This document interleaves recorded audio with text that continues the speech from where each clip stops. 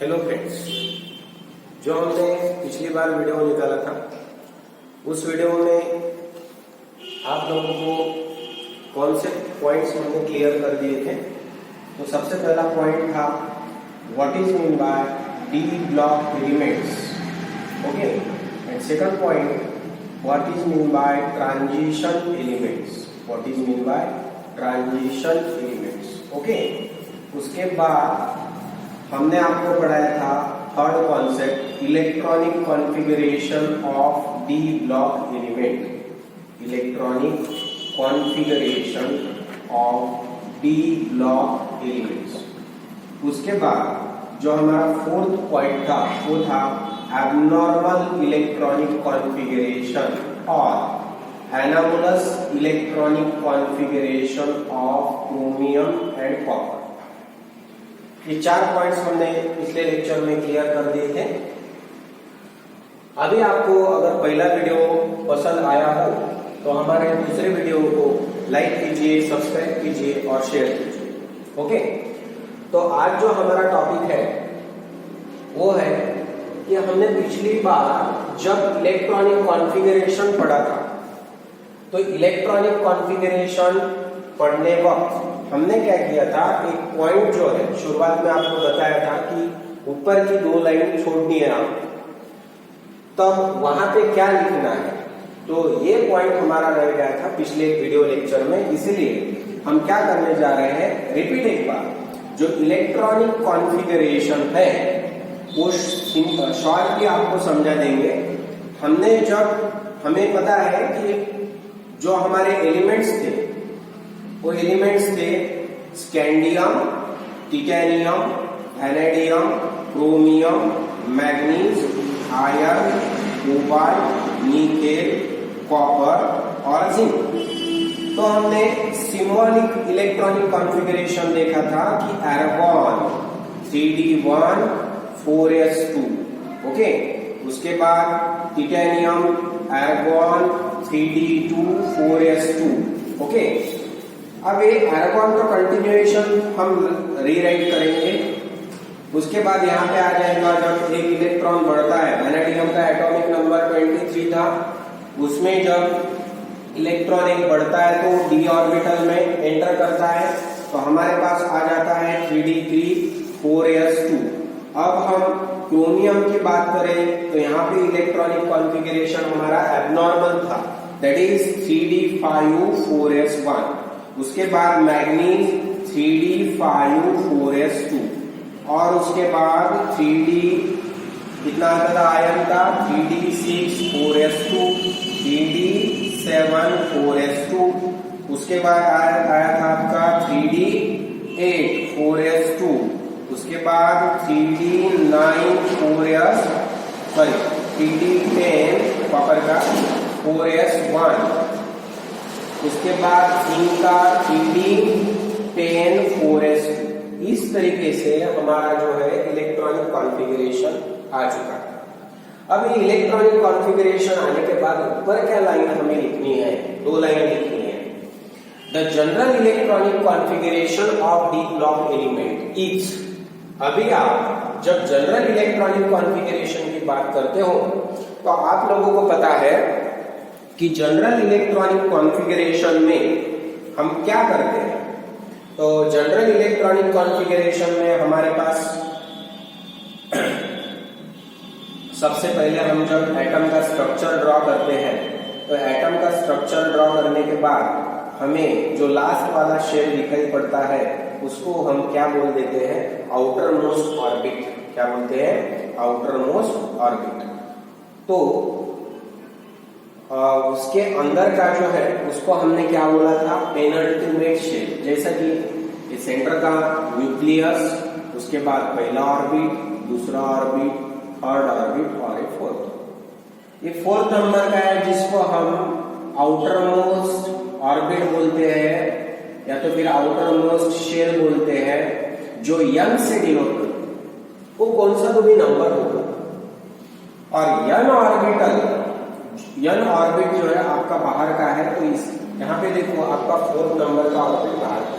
सब एलिमेंट यानी बाहर का ऑर्बिट n का है, उसमें कौन सा सबशेल है, यस सबशेल प्रेजेंट है। यस सबशेल में कहां से कहां तक इलेक्ट्रॉन आ रहे हैं, ये देखो मिनिमम 1 से 2 तक, यहाँ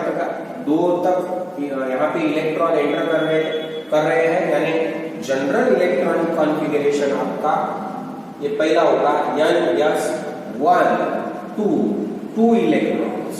ओके, उसके बाद अंदर का जो ऑर्बिट है उसको हम पेनल्टीमेट शेल बोलते हैं, और पेनल्टीमेट शेल 4, अगर आउटर मोस्ट शेल का नंबर है तो 4-1 दैट इज 3, यानी n-1 ऑर्बिट हो गया। ठीक है, अब हम अंदर की तरफ आते हैं तो n-1 d ऑर्बिटल में इलेक्ट्रॉन एंट्री कर रहे हैं, और वो कहां से कहां तक आ रहे हैं, 1 से 10 तक आ रहे हैं, यानी 1 to 10। अब आप जब इलेक्ट्रॉनिक कॉन्फ़िगरेशन, अब अगर आपको पूछा जाए एग्जाम में, अगर आप ड्रॉ कर रहे हो तो आपको क्या बोलना चाहिए, the general electronic configuration of 3D series element is n-1 d 1 to 10 n-1 to 2। The electronic configuration of this series is given as below। और उसके बाद आपको जो पिछली वीडियो लेक्चर में टेबल हमने ड्रॉ किया था वो टेबल आपको ड्रॉ करना है। ये हमारा general electronic configuration last lecture में बताया नहीं गया था, इसकी वजह से हमने आपको यहाँ पे रिपीट करवा दिया। ओके, उसके बाद हम नेक्स्ट कॉन्सेप्ट पे जाते हैं। जो आज का हमारा नेक्स्ट पॉइंट है या तो फिर कॉन्सेप्ट है, वो कॉन्सेप्ट है हमारा एटॉमिक एंड आयोनिक रेडार। कौन सा है, atomic and ionic radar, atomic and ionic radar, ionic radar. अब होता क्या है, what is mean by atomic radius and ionic radius, and ionic radius. Okay, अब जब हम एटॉमिक और आयोनिक रेडियस की बात करते हैं तो हमारा 8, 9, 10 सर्कल ये ज्योमेट्री का चैप्टर हो गया है। उसमें हम क्या करते हैं, सेंटर में चौक लगाते हैं, उसके बाद सर्कल ड्रॉ करते हैं। अब सर्कल अगर ड्रॉ कर दिया, यही केस आपको एटम के केस में अप्लाई करनी है। बाहर का जो सर्कल है उसको हम बोलेंगे आउटर मोस्ट ऑर्बिट। क्या बोलेंगे, आउटर मोस्ट शेल या तो फिर ऑर्बिट। उसके बाद सेंटर में क्या है आपका, न्यूक्लियस। क्या है, न्यूक्लियस। जब आप सर्कल में बात करते हो तो distance from the centre to the circle उसको हम बोलते हैं रेडियस। क्या बोलते हैं, रेडियस। अगर यही केस सर्कल की अगर हम अप्लाई कर देते हैं एटम के केस में या तो फिर आयन के भी केस में, तो आपको ऐसा दिखाई देता है कि यहाँ पे बहुत सारे या तो फिर 2 या 3 यहाँ पे क्या रहेंगे, ऑर्बिट्स रहेंगे या तो फिर शेल रहेंगे। अब यहां से यहां तक का जो डिस्टेंस है, आउटर मोस्ट शेल यहां तक, न्यूक्लियस के पास से आउटर मोस्ट शेल तक यहां तक का जो डिस्टेंस है उसको हम एटॉमिक रेडियस बोलेंगे जब हम ये एटम के केस में अप्लाई करेंगे। अगर आपका कौन सा भी आयन रहा, समझो कैटायन रहा, पॉजिटिव आयन, या तो फिर निगेटिव आयन, अनायन रहा, तो उसी केस में जब हम आयन की बात करेंगे तब वहां पे क्या बोला जाएगा, इसको आयोनिक रेडियस। यानी एक डिस्टेंस है, द डिस्टेंस बिटवीन किन दो चीजों में, the distance between the centre of nucleus and outer most shell of a neutral atom और of a atom is called as atomic radius. Okay, अगर हम आयन की बात करें तो क्या बोलेंगे, the distance between the centre of nucleus and outer most shell of an ion is called as ionic radius. अगर आपको दोनों की डेफिनेशन इन शॉर्ट में अगर आपको पूछा जाए, अगर आपको पूछा जाए क्वेश्चन एग्जाम में explain the atomic and ionic radii of 3D series elements, तब आप क्या बोलेंगे? तो दोनों की कॉम्बिनेशन कर देते हैं डेफिनेशन यहाँ पे। तो यहाँ पे क्या आ जाएगा? The distance between the centre of nucleus and the outermost shell of an atom and ion is called as atomic radius and ionic radius respectively. Okay, ये हो गई हमारी एटॉमिक एंड आयोनिक रेडियस की डेफिनेशन। अभी आपको radius की definition समझ में आ गई होगी, यानी वो एक एटॉमिक साइज रहता है या तो फिर आयोनिक साइज रहता है। ओके, यहाँ पे हम इसको आयोनिक साइज भी बोल सकते हैं, एटॉमिक साइज भी बोल सकते हैं, नो डाउट एटॉमिक। अब जब हम 3D सीरीज की एटॉमिक और आयोनिक रेडाई की बात करेंगे तो वहां पे क्या आएगा? आपको पता है कि हमारे पास जो एलिमेंट्स है वो एलिमेंट्स है scandium, titanium, vanadium, chromium, manganese, iron, cobalt, nickel, copper और जिंक। जब इनकी हम सिर्फ एटॉमिक रेडियस की बात करें, एटॉमिक रेडाई, ओके, अब एटॉमिक रेडियस, एटम तो हमें दिखता नहीं, तो एटम हमें दिखता नहीं तो हम रेडियस के किलोमीटर में मेजर करेंगे क्या? नहीं, तो एक स्मॉलेस्ट यूनिट में मेजर किया जाता है जिसको हम बोलते हैं पिकोमीटर। क्या बोलते हैं? Picometre. It means that atomic and ionic radii are measured in picometre. Okay, तो हम एक पिकोमीटर में मेजर कर देते हैं। तो स्कैंडियम की अगर बात करें, हम जब ऊपर से नीचे तक आते हैं, from top to bottom, okay, in the table, not the periodic table, in our table, तो क्या होता है? स्कैंडियम से क्रोमियम तक जो हमारी एटॉमिक रेडियस रहती है वो डिक्रीज हो जाती है, यानी कम हो जाती है। तो स्कैंडियम की एटॉमिक रेडियस है 132 पिकोमीटर, तो टिटेनियम की है 122 पिकोमीटर। उसके बाद वैनेडियम की बात करें तो वैनेडियम की नियरली अबाउट हम बोलेंगे यहाँ पे 132, तो यहाँ पे रहेगा आपका 122 पिकोमीटर। यहाँ पे सॉरी, ये थोड़ी सी जो वैल्यूज है अपनी वो फ्लेक्सिबल होगी, नियरली अबाउट तो आएगी, तो 132, तो यहाँ पे आ जाएगा 128 पिकोमीटर है, तो फिर 27 पिकोमीटर, यहाँ पे आ जाएगा 122, यहाँ पे आ जाएगा 117 पिकोमीटर, नियरली अबाउट। ओके, उसके बाद मैग्नीज का आ जाएगा 117, आयरन का भी आ जाएगा 117, इसका आ जाएगा 115, 116 निकेल का, उसके बाद इसका 117, और abnormally eight the end of the series आपकी वैल्यू बढ़ जाएगी। ओके, तो हम जब बात करेंगे एटॉमिक रेडियस की, तो स्कैंडियम से क्रोमियम तक एटॉमिक रेडाई कंटिन्यूअसली डिक्रीज होती जाती है। उसके बाद क्रोमियम से कॉपर तक नियरली अबाउट सेम रहती है। ओके, हम बोलेंगे यहां से यहां तक क्या हो जाती है? वैल्यू डिक्रीज हो जाती है। यहां से यहां तक क्या होती जाती है? वैल्यू नियरली अबाउट सेम और almost similar, almost same. Okay, यहाँ पे नीचे अगर देखा जाए eight the end of the series, तो यहाँ पे वैल्यू क्या हो जाती है? इंक्रीज हो जाती है, स्लाइटली इंक्रीज हो जाती है। ठीक है, स्लाइटली इंक्रीज। तो हम जनरली ये बोलेंगे कि when we move from scandium to chromium, then the atomic radii of the elements are decreases, and when we move from manganese to copper, then the atomic radii of these elements are almost nearly same. At the end of the series, in case of zinc, the value of atomic radii is slightly increased. Okay? अब हमें इनका reason देना है कि ये ऐसा तो हो रहा है।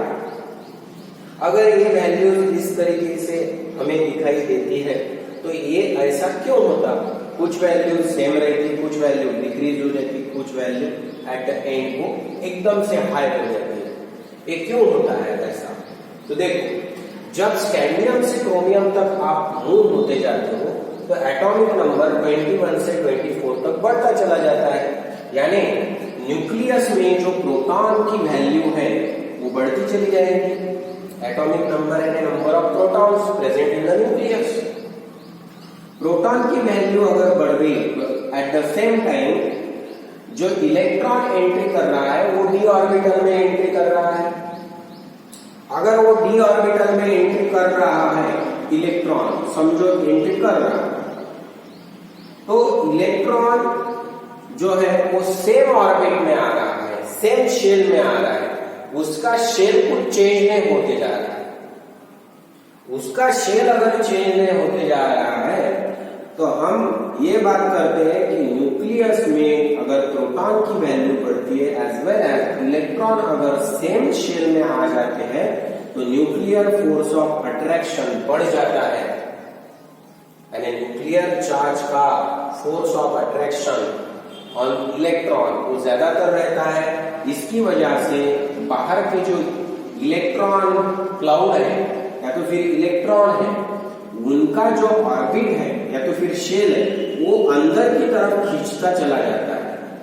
अगर वो अंदर की तरफ खींचता चला जाए तो एटम की रेडियस डिक्रीज होती है। यानी पहली वैल्यू इतनी थी, अब ये वैल्यू क्या हो गई, अगर वो शेल ही कंप्लीट अंदर की तरफ उसने खींच लिया तो देखो यार एटॉमिक रेडियस क्या हो गई, कम हो गई। यही रीजन है कि स्कैंडियम से क्रोमियम तक जब हम जाएंगे तब क्या होगा कि एटॉमिक रेडियस डिक्रीज होगी due to nuclear force of attraction. दूसरी बात, जब मैग्नीज से कॉपर तक हम जाते हैं तो यहाँ पे वैल्यू कुछ इंक्रीज और डिक्रीज ज्यादातर हमें दिखाई नहीं देती, ये ऑलमोस्ट सेम रहती है। ऐसा क्यों? ऐसा क्यों है? क्योंकि हम मैग्नीज से कॉपर की तरफ जब जाएंगे तब जो डी ऑर्बिटल है आपका, यहाँ पे डीजेनरेट ऑर्बिटल में इलेक्ट्रॉन पेयरिंग होने को पेयरिंग होते चले जाएंगे।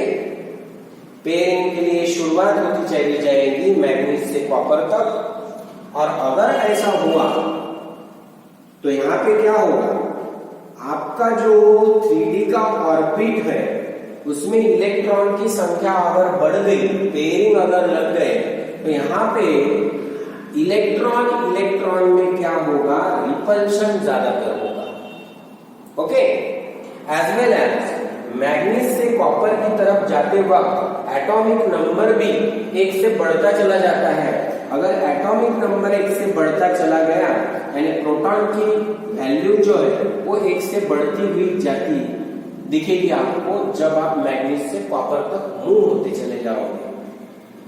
अगर ऐसा हो रहा है तो क्या होता है कि प्रोटॉन की वैल्यू बढ़ गई, उसके बाद यहाँ पे शील्डिंग इफेक्ट भी बढ़ गया, जिसको हम इंटर इलेक्ट्रॉनिक रिपल्शन बोलेंगे। क्या बोलेंगे? Inter electronic repulsion. आपके बुक में दिया गया हुआ वर्ड है, इंटर इलेक्ट्रॉनिक रिपल्शन बढ़ता चला जाता है। न्यूक्लियस में प्रोटॉन की वैल्यू भी बढ़ती चली जाती है, यानी न्यूक्लियर फोर्स ऑफ अट्रैक्शन भी बढ़ जाता है, इंटर इलेक्ट्रॉनिक रिपल्शन भी बढ़ जाता है। तो दो इफेक्ट साइमल्टेनियसली क्या हो जाते हैं, एक दूसरे के कंपटीशन में लग जाते हैं। अगर वो कंपटीशन में लग जाते हैं तो वहां की जो वैल्यूज है यानी इंटर इलेक्ट्रॉनिक रिपल्शन और न्यूक्लियर फोर्स ऑफ अट्रैक्शन वो बराबर रहेगी। इसकी वजह से क्या होगा, मैग्नीज से कॉपर तक वैल्यू ना तो बढ़ेगी एबनॉर्मल, ना ही डिक्रीज होगी, लाइक दिस वन। ओके, अब at the end of the scene की अगर हम बात करें तो यहाँ पे जो वैल्यूज है वो एकदम से हाई होगी। ऐसा क्यों है? अगर ये वैल्यू हाई हो गई तो क्या कारण है इसका? तो देखो यहाँ पे क्या हो जाता है, जिंक के केस में पूरे के पूरे इलेक्ट्रॉन पेयर हो जाते हैं 3d10 4s2। पूरे के पूरे इलेक्ट्रॉन अगर यहाँ पे पेयर हो गए तो क्या होगा, इंटर इलेक्ट्रॉनिक रिपल्शन बढ़ जाएगा। अगर इंटर इलेक्ट्रॉनिक रिपल्शन बढ़ जाएगा यानी इलेक्ट्रॉन इलेक्ट्रॉन में रिपल्शन बढ़ जाएगा तो बोलो एटॉमिक रेडियस जैसे कि वैसे रहेगी क्या? नहीं, वो क्या हो जाती है, बढ़ जाती है, एकदम से बढ़ जाती है यानी इंक्रीज हो जाती है। ओके, तो यही यहाँ पे रीजन है कि why the atomic radius is increase in case of zinc as the inter electronic repulsion between the 3d and 4s electron are maximum, so that atomic radius is abnormally increased. यानी यहाँ पे proton का effect जो है, no doubt proton एक से बढ़ जाता है, लेकिन यहाँ पे पूरे के पूरे इलेक्ट्रॉन पेयरिंग की वजह से ज्यादातर रिपल्शन क्रिएट करते हैं, इसकी वजह से वो वैल्यू बढ़ जाती है। तो अगर हम रीराइट करें इसको तो कैसे रीराइट करेंगे, और आयोनिक रेडियस की जो बात चल रही है हमारी, यहाँ पे एटॉमिक रेडियस की बात करें। एटॉमिक रेडियस की बात हो जाने के बाद जैसे ही एटॉमिक रेडियस है उसी तरीके से आयोनिक रेडियस यहाँ पे रोल प्ले करती है। आयोनिक रेडियस भी यहाँ से स्कैंडियम से क्रोमियम तक डिक्रीज हो जाती है, उसके बाद मैग्नीज से कॉपर तक सेम रह जाती है और जिंक की तरफ वो बढ़ जाती है। यानी हम ये बोलेंगे कि atomic and ionic radius both are same, सिर्फ वैल्यू में फर्क दिखेगा आपको, वैल्यू वो कम होती चली जाएगी। तो यहाँ पे ऐसा बोलेंगे the distance between the centre of the nuclear and outer most shape of an atom and ion is called as atomic radius and ionic radius respectively. When we move from left hand side to right hand side in a periodic table, then the atomic radii generally decreases. Atomic and ionic radii are generally decreases. Okay? अब हम इन लोगों की बात करेंगे। In case of 3D series elements, the atomic radii from scandium to chromium are continuously decreases. The atomic radii from manganese to copper are almost same, and at the end of the series, in case of zinc, the atomic radii is slightly increased.